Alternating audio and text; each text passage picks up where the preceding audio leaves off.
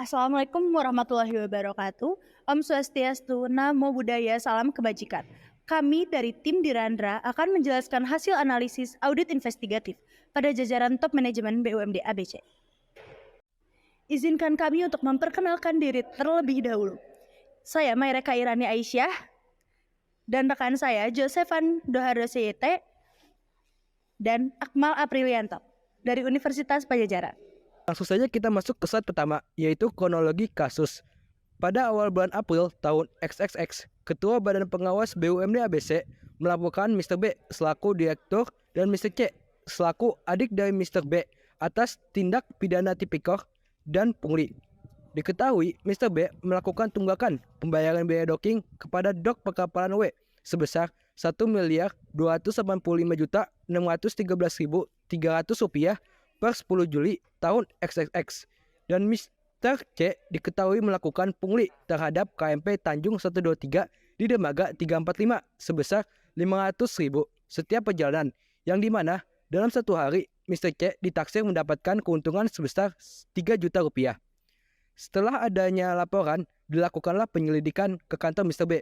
Hasilnya, dari pemeriksaan dokumen yang dilakukan, ditemukanlah dokumen terkait dana dari pembayaran KMPA dan KMPB tahun XX1X dan XX2X yang tidak disetorkan senilai 10% dari nilai kontrak, yang mana nilai pasti dari kontrak tersebut tidak disebutkan. Analisis pertama, bagaimana fraud itu ditemukan? Penemuan tersebut berdasarkan laporan yang ditemukan oleh Ketua Badan Pengawas dari perusahaan BUMD. Lalu siapa saja pihak yang bertanggung jawab dalam kasus ini? Yang pertama yaitu Mr. B selaku Direktur Perusahaan BUMD ABC. Yang kedua merupakan adik dari Mr. B yaitu Mr. C selaku pengawas kapal. Kapan fraud dicurigai? Fraud dicurigai terjadi pada bulan April tahun XXXX. Dan pada bagian mana yang diduga terjadinya transaksi fraud? Yang pertama ada pada beban docking yang mana disubsidi ditambah beban operasional yang ditanggung perusahaan. Yang kedua pada beban operasional. Apa saja sifat fraud yang dilakukan? Ada fraud terhadap aset atau case misappropriation. Yang kedua, fraud terhadap laporan keuangan, fraudulent statement. Yang ketiga yaitu korupsi. Mengapa pengawas dapat mengetahui adanya indikasi kecurangan pada fraud? Yang pertama, karena ada di dalam laporan terdapat statement mengatakan bahwa adanya tunggakan biaya docking kepada Dok Perkapalan W sebesar Rp1.285.613.300.000 per 10 Juli tahun XXXX. Yang kedua, tim pemeriksa telah memeriksa sejumlah dokumen di ruang kerja sang direktur utama. Mereka meneliti satu persatu dokumen dan hasilnya ditemukan penggelapan dana dari pembayaran KMPA dan KMPB tahun XX1X dan XX2X yang dimana besarannya sebesar 10% dari nilai kontrak. Yang ketiga, tim pemeriksa menemukan fakta bahwa Mr. C, adik dari Mr. B, melakukan pemungutan sebanyak Rp500.000 per kapal. Berapa jumlah dana yang dijarah? Angka kecurangan yang sudah pasti ditaksir mencapai Rp2.347.613.300.000. Sedangkan angka potensi kecurangan ditaksir sebesar 10% dari nilai kontrak yang nilai kontraknya sendiri tidak disebutkan. Baik, selanjutnya saya akan menjelaskan analisis dari teori hexagon of fraud, yang mana ini untuk menganalisis pada kasus BUMD ABC. Yang pertama itu capability, yang mana pada Mr. B memiliki capability dalam melakukan KKN. Seperti yang kita tahu, dia itu menjabat selaku direktur utama pada BUMD tersebut. Serta saudara Mr. B, yaitu Mr. C, memiliki kapabilitas disebabkan terdapatnya saudaranya yang menjabat selaku direktur utama pada BUMD tersebut.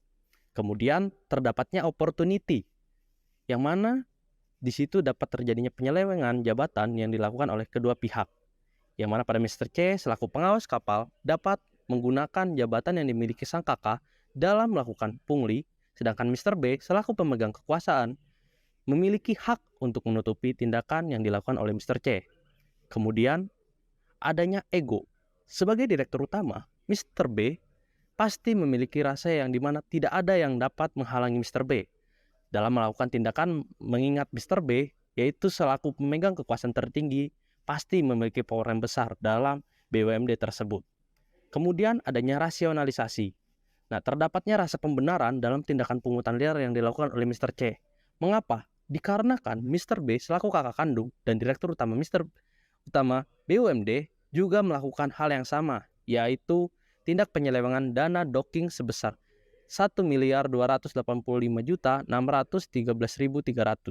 dan penyelewengan pendapatan perusahaan sebesar 10% yang seharusnya masuk ke kas perusahaan malah tidak ketahui di mana hasil uang tersebut. Kemudian yang terakhir adanya kolusi. Berdasarkan kasus direktur utama Mr. B dan Mr. C memiliki hubungan adik kakak, tetapi keduanya sama-sama memiliki jabatan yang strategis. Hal ini merupakan pelanggaran terhadap ketentuan PP 54 tahun 2017 pasal 30 yang berbunyi setiap orang dalam pengurusan BUMD dalam satu daerah dilarang memiliki hubungan keluarga sampai derajat 3 berdasarkan garis lurus ke atas dan ke bawah atau ke samping termasuk hubungan yang timbul balik karena perkawinan.